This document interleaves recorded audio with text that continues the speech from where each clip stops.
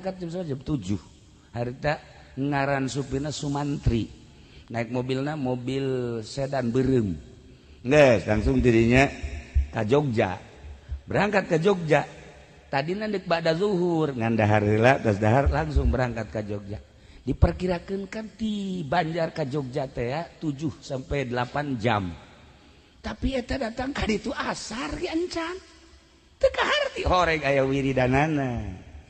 La ilaha illallahul jalilul akbar. Guys, biar kali itu nambah bejaan. Direkam kan musia. Bahaya guys. Saya bisa hali berkabe. Nah, dibaca ku kiai bisa hiber, dibaca ku kiai bisa deket negara. Baca ku Haji Pendi, ngobrol ka sumur.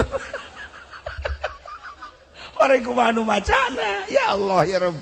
Nah iyalah orang mau nyaritakeun Kangjeng Nabi pohara atuh pasti